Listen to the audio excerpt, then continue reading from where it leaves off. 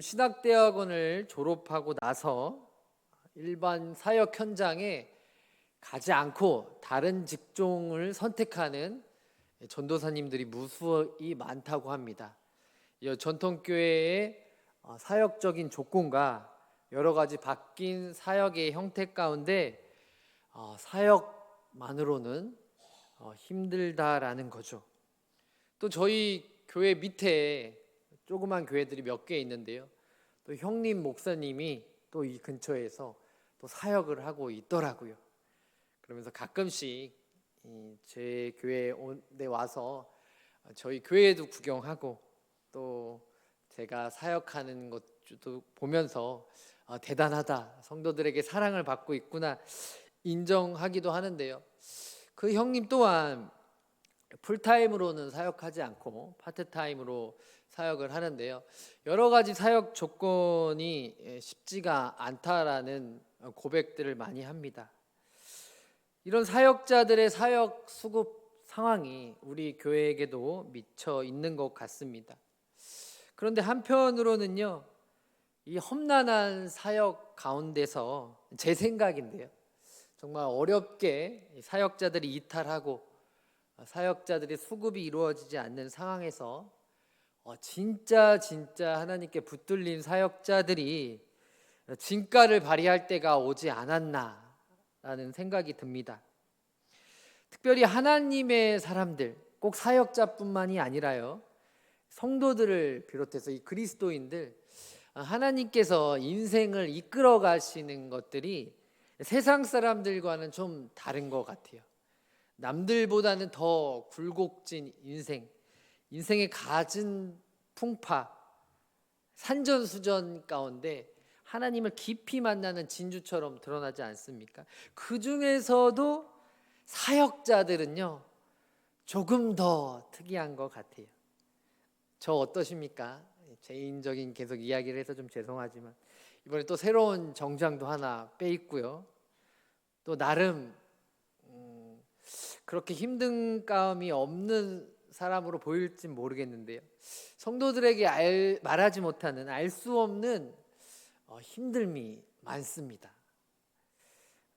그러면서 이 부분은 하나님 안에서 해결되지 않는 부분들이구나, 나에게 가시로 또는 더욱더 하나님을 의지하라는 하나님의 음성으로 요즘 들어서는 믿음의 확신이 더 들고 있습니다. 설교 전에 이런 사역자의 수급과 저의 개인적인 이야기를 한 이유는요, 예수님 전에 가장 위대했다라고 하는 세례 요한의 이야기를 들기 위해 요즘의 사역자의 상황들과 수급 이야기를 하였습니다. 오늘 본문에 보면요, 잘 아시는 세례 요한이 나옵니다. 이 세례 요한의 프로필을 보면요, 아론 자손입니다. 우리 목회자들 안에서도요, 이 신라 시대 때 나온 진골 이렇게 계급 제도가 있잖아요. 그런 계급이 우스갯소리로 있습니다. 목사님 아들은 제일 높은 이 진골 계급이라고 해요. 그러면 이제 목사님들이 사역을 하면서 여러 사역 가운데 이제 발들을 넓힙니다. 그럼 목사님의 아버지의 힘으로 큰 교회나 좋은 교회들로 이제 사역을 가는 상황들이 있습니다. 두 번째는요, 장로님 아들이 장로님 아들도 교계에서 힘이 좀 있어서 어떻게든 이 아들들을 좋은 데로 가려고 하게 하는데요, 이제 안 좋은 거는 이제 그냥 평신도 사역자라든가 아니면 부모님이 믿지 않는 사람들은 제일 최하층에 오직 하나님만 믿고라고 하는 그 사역자들 상황에서의 그냥 우스갯소리가 있습니다. 그런 면에서는요, 세례 요한은요, 완전 신라시대 진골이었습니다. 아론 제사 자손의 제사장 집안 출신이에요. 엄마 아빠가 다요. 한마디로 영적인 금수저였습니다. 그리고 성경에서 말하기를요, 세례 요한이요, 성령 충만함을 입어서 이스라엘 자손을 하나님께로 돌아오게 할 사람이라고 나와요. 심지어는요, 엘리야, 하늘로 날아간 그 엘리야, 그 그 몇백 대 1로 싸운 그 엘리야에 필적할 만한 선지자라고 합니다. 이만한 프로필이면 무엇보다 예수님이 이만한 이런 선지자가 이전 이후에 없다고 이제 하지 않았습니까?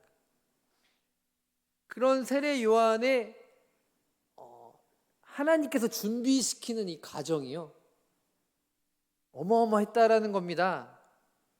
부모님의 그 이야기들도 뭐 벙어리가 되고 뭐 천사가 나타나는 그런 상황이 있고, 또 성전에서 사역하지 않고 특이하게 광야에 나가서 메뚜기와 석청으로 끼니를 때우며 특수한 사역을 하지 않습니까? 그런 세례 요한의 이야기가 오늘 15절부터 나옵니다. 15절 한번 같이 읽어보겠습니다. 시작. 백성들이 바라고 기다림으로 모든 사람들이 요한을 혹 그리스도신가 심중에 생각하니. 사람들이요, 그리스도를 기다리고 있었어요. 요즘 정치적인 상황 너무나 혼란스럽지 않습니까? 미국의 트럼프 대통령이 취임한 지 조금 되고 있는데요, 막 정책들을 내놓고 있죠. 과연 미국이 정말 승리할까요?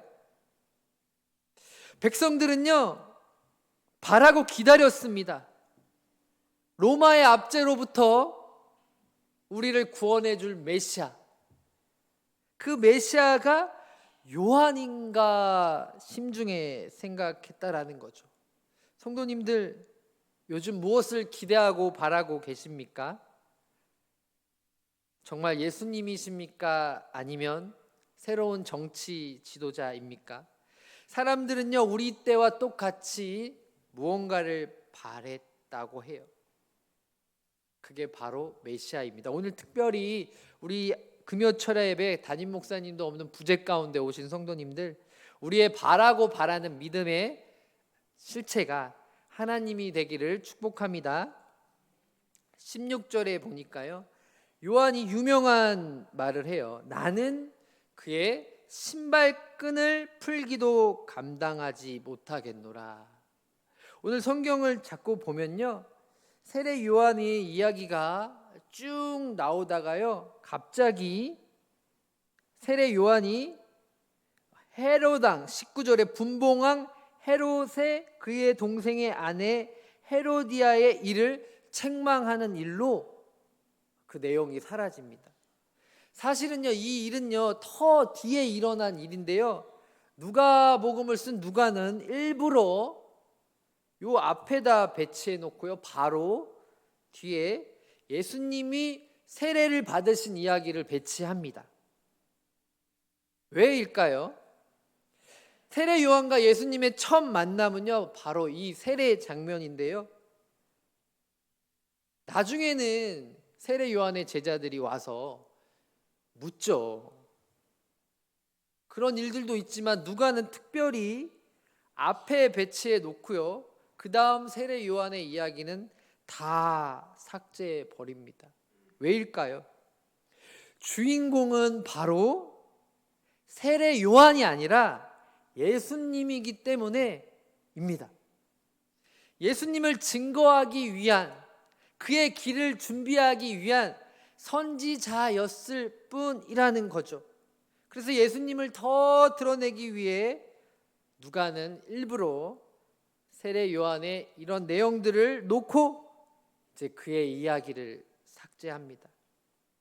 성도님들, 우리도 예배를 드릴 때나 사역을 할 때나 마음속에 예수님을 드러내기보다는 내가 드러날 때가 있습니다. 설교자인 저도 말씀을 전할 때 잘 전해서 칭찬받으려는 유혹이 있는데요, 설교자보다는 하나님의 말씀만이 남길 소망합니다. 우리가 봉사할 때 성도들의 인정보다는 하나님의 이름이 더 드러나길 소망합니다.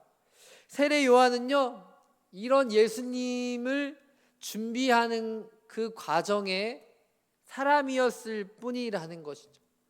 그러면서 요한은 이어서 바로 예수님이 세례를 받으시는 내용으로 이어집니다. 우리 21절 한번 같이 읽어보겠습니다. 시작. 백성이 다 세례를 받을새 예수도 세례를 받으시고 기도하실 때 하늘이 열리며. 할렐루야. 공감복음이라고 하잖아요. 마태, 마가, 누가 세 개의 내용은 형태가 비슷하다. 같은 내용을 조금 다르게 저자가 다르게 쓴 내용인데요.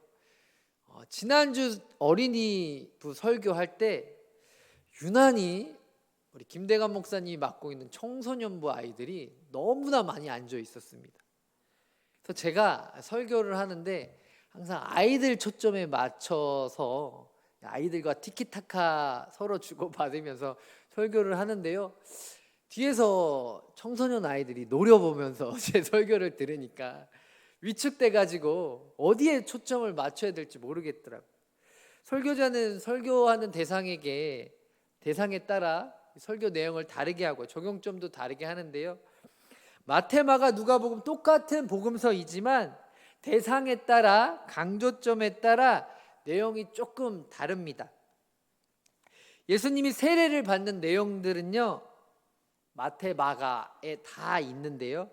누가복음은요, 특별히 백성이 21절에 다 세례를 받을새 예수도 세례를 받으시고 기도하실 때라고 이 기도라는 내용을 첨삭을 합니다.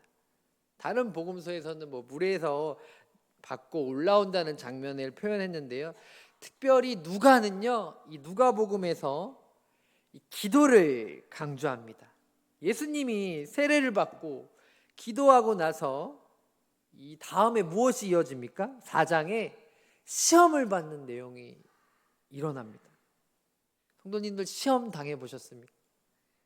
불시험이라고 하죠. 얼마나 시험이 힘들면 불시험이라고 합니까? 전 교회에서 사역을 하다가 80대 권사님의 간증을 구역 공과 인도하면서 들었는데, 워낙 이 체험이 많으신 권사님, 이 까만 이 구름이 이렇게 했는데 하나님이 권사님을 이제 인도에 가시고 계셨더라고요.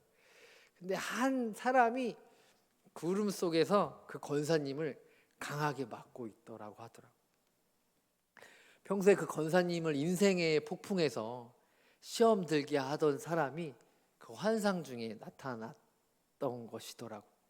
그러면서 자연스럽게 주님을 따라가다가 그 사람을 지나가는 내용이 있었습니다. 시험 중에 사람으로 받는 시험 힘들죠. 성도님들, 시험은 힘든 겁니다. 하지만 성도에게 시험은 선택이 아니라 필수입니다. 4장에 보면 예수님이 우리 인간을 대표해서 시험을 받지 않습니까? 이 세례 또한 죄 없으신 예수님이 받으실 필요가 없지만 우리 인류를 위해서 십자가 구속을 위해서 받으시는 것인데요. 특별히 앞으로 이 3년간의 십자가 사역의 공생애를 앞두고 예수님이 가장 필요하고 중요한 것이 무엇이겠습니까?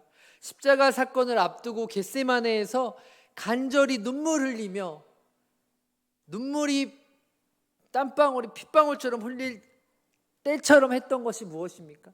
제자들을 세울 때 가장 했던 것이 무엇이죠? 바로 기도이지 않습니까?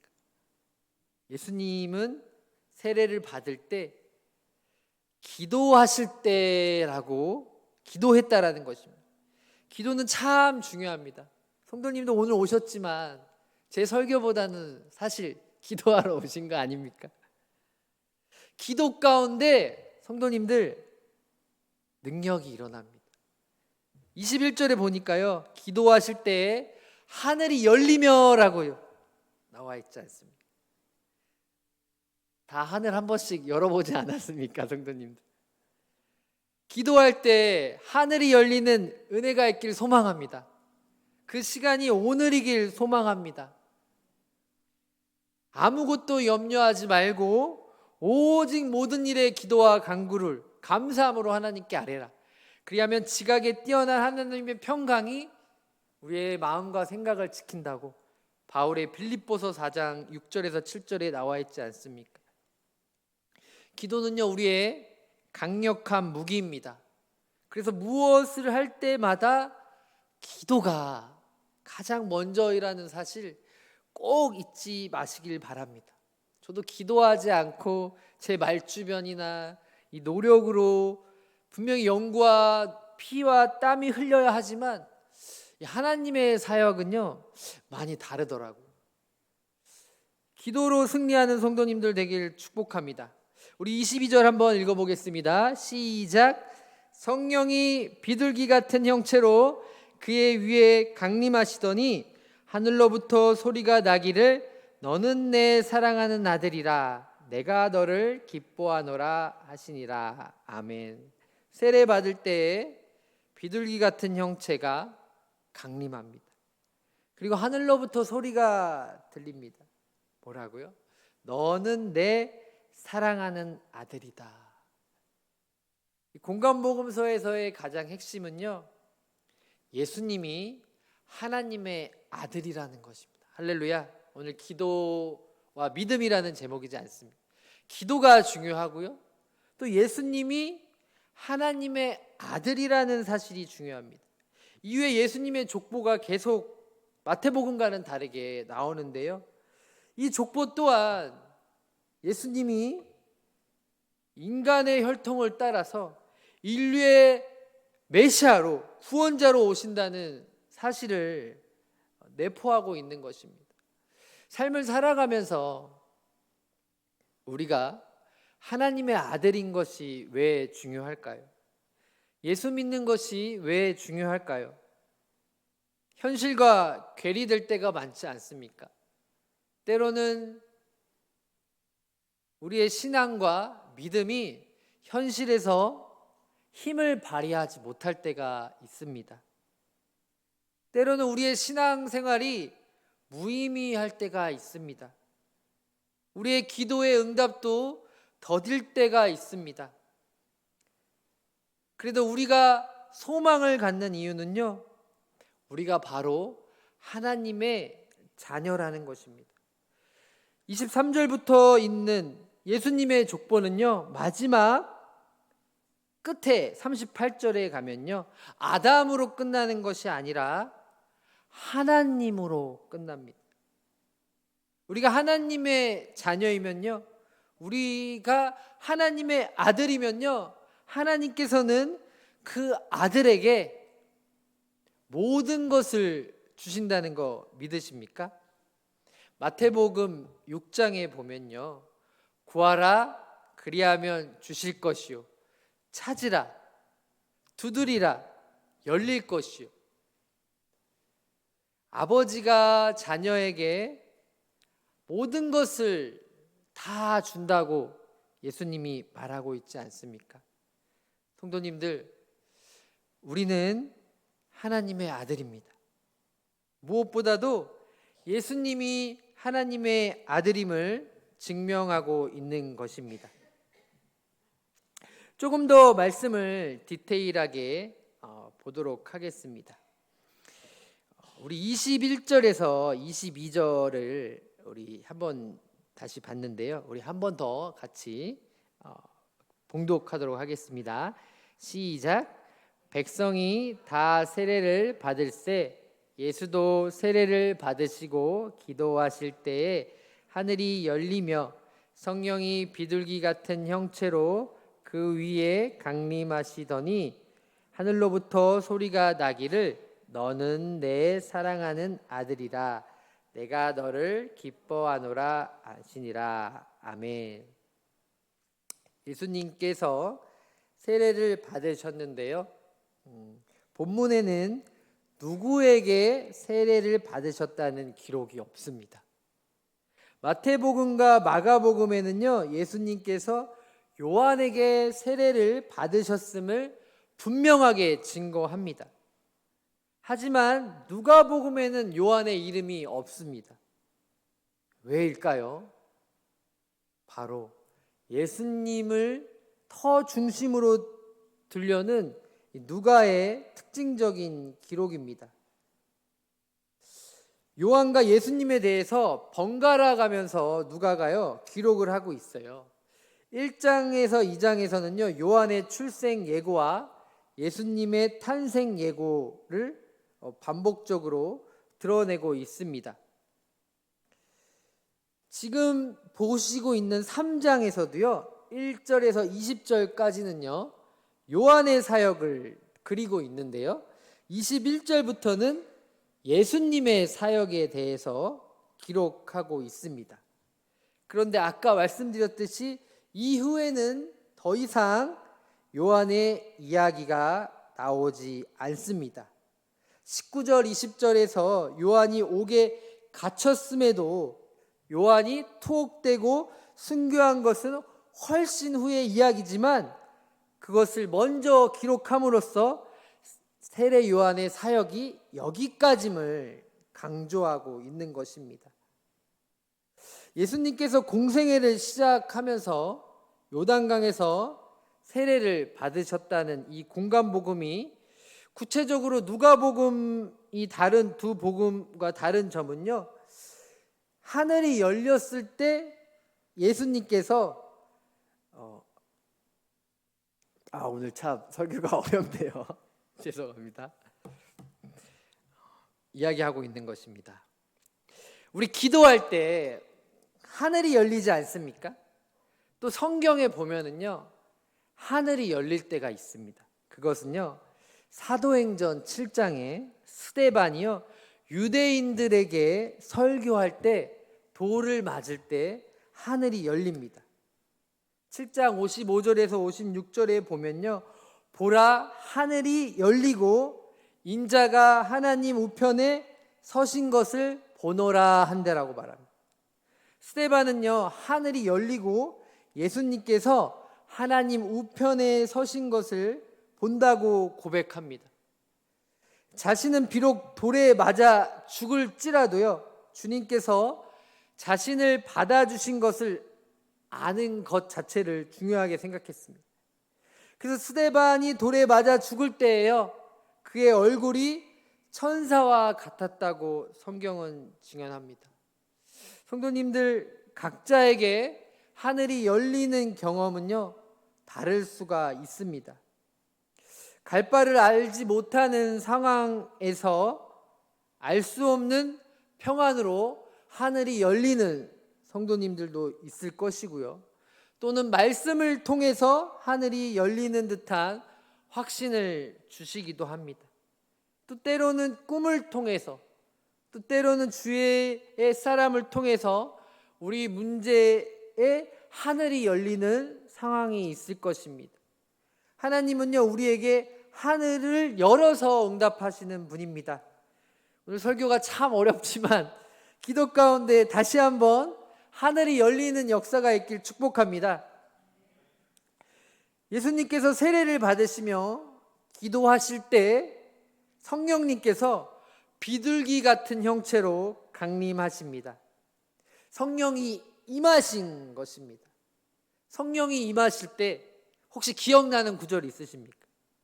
예수님이요 마지막에 승천하실 때 제자들에게 내가 떠날게, 터미네이처럼 다시 올게, 내가 너희에게 분부한 모든 것을 가르쳐 지켜라 하지만 무슨 약속을 하시죠? 내가 너와 함께하리라 라고 말합니다. 기도하는 것도 중요하지만요, 기도할 때 성령님이 우리와 함께하는 것, 임마누엘의 신앙 너무나 중요합니다.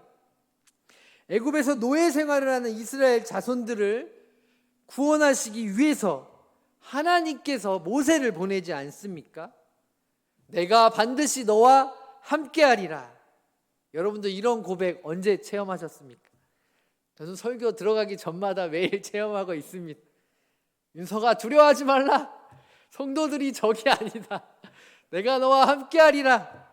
여호수아에게도 모세의 후계자로 이임받았을 때 얼마나 두려워하고 있었을까요? 두려워하지 말라. 내가 너와 함께하리라. 세상 끝날까지 함께하리라. 두려움을 하나 이기면요, 믿음의 성장이 이루어집니다. 어려움과 두려움 가운데 성도님들 믿음의 도전을 취하길 소망합니다. 우리 교회에서도 갈렙과 같은 믿음의 영웅들이 나오길 축복합니다. 예수님께서 세례를 받으시며 기도할 때요, 성령의 강림과 더불어 하나님께서는요, 너는 내 사랑하는 아들이다라고 말합니다. 왕조 시대에요, 아무리 높은 관직에 오른다고 할지라도요, 왕의 아들로 태어나야 합니다. 왕의 딸로 태어나는 것만 못합니다. 또 부가 완전히 대물림 된다면 재벌 회사에 입사해서 이사, 부사장까지 가서 많은 봉급을 받는다고 할지라도요, 부에 가난한 재벌의 자녀가 되는 것만 못합니다. 우리 아까 제가 고백했지만 마태복음 7장 7절에서 11절에 구하라 그리하면 너희에게 주실 것이요, 찾으라 그리하면 찾아낼 것이요, 문을 두드리라 그리하면 너희에게 열릴 것이니 구하는 이마다 받을 것이요, 찾는 이는 찾아낼 것이요, 두드리는 이에게 열릴 것이니 너희 중에 누가 아들이 떡을 달라 하는데 돌을 주며 생선을 달라 하는데 뱀을 줄 사람이 있겠느냐? 너희가 악한 자라도 좋은 것으로 자식에게 줄 알거든 하물며 하늘에 계신 너희 아버지께서 구하는 자에게 좋은 것으로 주시지 않겠느냐. 할렐루야. 가장 중요한 단어는요, 아들입니다. 딸입니다. 자녀라는 거죠. 아들이 떡을 달라고 하는데 돌을 줄 수가 없고요, 생선을 달라 하는데 뱀을 주는 부모는 없습니다. 부모는 자식에게 언제나 좋은 것을 줍니다. 그러나 이웃집 아이에게는 그렇지 않습니다. 우리가 하나님께 나아갈 수 있는 유일한 근거는요, 하나님의 자녀이기 때문입니다. 할렐루야.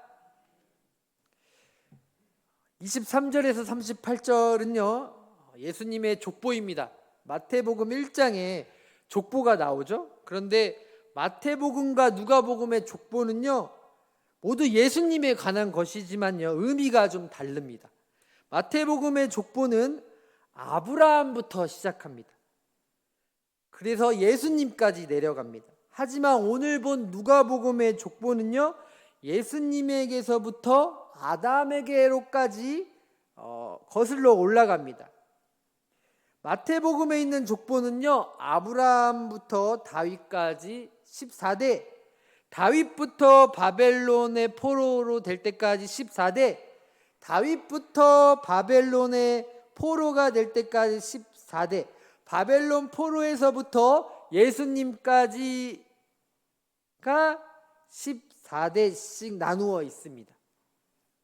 그 14대씩 맞추기 위해 중간에 뺀 사람들도 있고요, 마지막 14대는요 정확히 보면 13명입니다. 그렇다면 왜 마태가 예수님의 족보를 기록하면서 10대도 아니고 15대도 아니고 14대로 했을까요? 이거는요 이 다윗의 어려운 말로 이 음가라고 하는데요, 다윗의 이름을 말하는 그 히브리어 음가가 14라고 합니다. 그래서 예수님께서 다윗의 후손으로 유대인의 왕으로 오신 것을 강조하기 위함입니다. 마태복음은 유대인들을 대상으로 했잖아요. 유대인들, 그들의 왕이 누구입니까? 다윗이지 않습니까? 하지만 영원한 왕은 예수님이라는 것을 강조하려는 것입니다. 하지만 우리가 오늘 뭔 내용인지 몰랐겠지만 이 누가복음의 족보는요 우리를 당황하게 합니다. 등장하는 사람의 수는 제외하더라도요 자세히 보시면 다윗의 아들이 마태에는 솔로몬으로 나와 있는데요, 본문에는 31절에 나단으로 나와 있습니다. 나단도 다윗의 아들이긴 합니다. 근데요 왕통을 이어받지는 않았어요. 마태는 예수님의 할아버지, 즉 요셉의 아버지가 야곱인 반면에 본문은요 헬리로 되어 있습니다.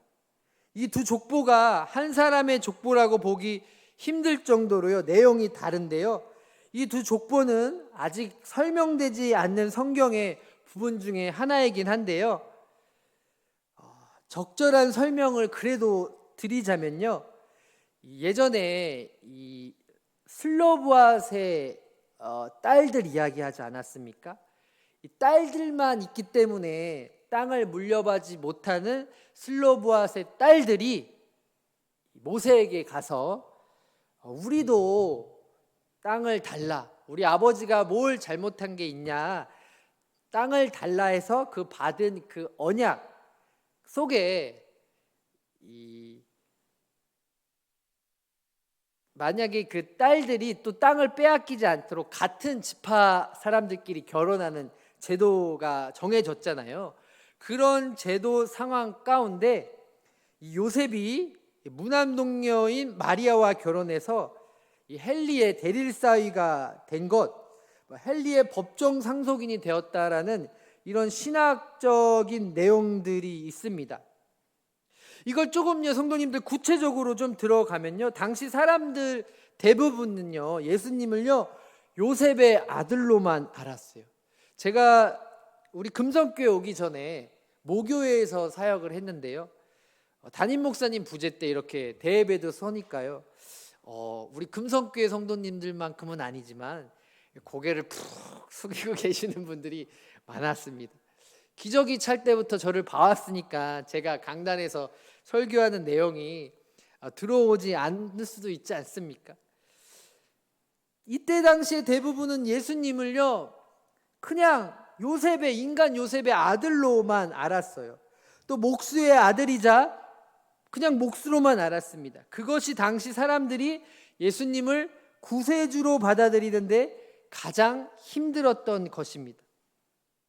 사람들은 예수님이 누구인지 잘 알고 있다고 생각했습니다. 그러나 그 알문요 지극히 부분적이었고요, 자신이 알고 있다고 생각한 것이 오히려 예수님을 누구신지 바르게 아는데 방해거리가 되었습니다. 우리도 내가 그 사람을 잘 아는데 라고 말하곤 하지만 실제로는 잘 알지 못하는 경우가 있지 않습니까? 예수님의 족보는요 아담에서 끝나지 않습니다. 아담을 만드신 하나님에게까지 소급이 됩니다. 사람들은 단지 예수님을 요셉의 아들로만 알고 있지만 예수님은 하나님의 아들이신 것을 오늘 이 족보가 증거하고 있습니다. 가브리엘 천사가 마리아에게 1, 2장에 나타나지 않습니까? 내가 아들을 낳을 것이다 라고 일러줍니다. 마리아가 나는 남자를 알지 못합니다, 어떻게 그런 일이 있을 수 있습니까? 라고 하니까요, 누가복음 1장 35절에 천사가 대답합니다. 천사가 대답하여 이르되 성령이 내게 임하시고 지극히 높으신 이의 능력이 너를 덮으시리니 이러므로 나실 바 거룩한 이는 하나님의 아들이라 일컬어지라. 할렐루야.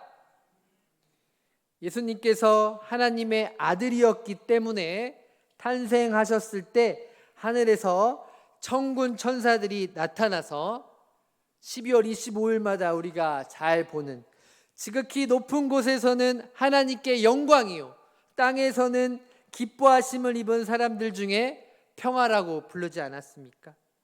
그리고 뒤에 4장의 마귀가 예수님께 시험할 때도 내가 만일 하나님의 아들이거든 이 돌들에게 명하여 떡덩이가 되게 하라. 내가 만약 하나님의 아들이거든 여기서 뛰어내리라라고 시험합니다. 성도님들, 하나님의 아들이십니까? 마귀는 인간 예수에게 시험하고 있는 것이 아니라요 하나님의 아들을 시험하고 있는 것입니다. 첫 인간 아담을 넘어지게 함으로써 모든 인류에게 죄가 들어오지 않았습니까? 사탄이 하나님의 아들마저 무너뜨리며 우리 인류에게는 소망이 없었을 것입니다. 죄로 가득 차 있었을 것입니다. 우리도 죄에 이끌려 밤의 문화에 젖어 있었을 것입니다. 하지만 오늘 예수님의 족보를 지금 우리에게까지 내려오게 한 것은요 우리도 하나님의 아들인 것을 누가는 정확하게 말하려고 하는 것입니다. 예수 그리스도가 우리를 대신해서 십자가에서 피 흘려 주신 구세주라는 것, 우리가 하나님의 자녀라면 거기에 걸맞게 오늘 하루도 세례 요한이 말한 회개에 합당한 열매를 맺으며 말씀에 순종하며 앞으로 자기를 부인하며 십자가를 질 예수님처럼 우리 금요 성도들도 자기 부인으로 성공하는 삶을 살길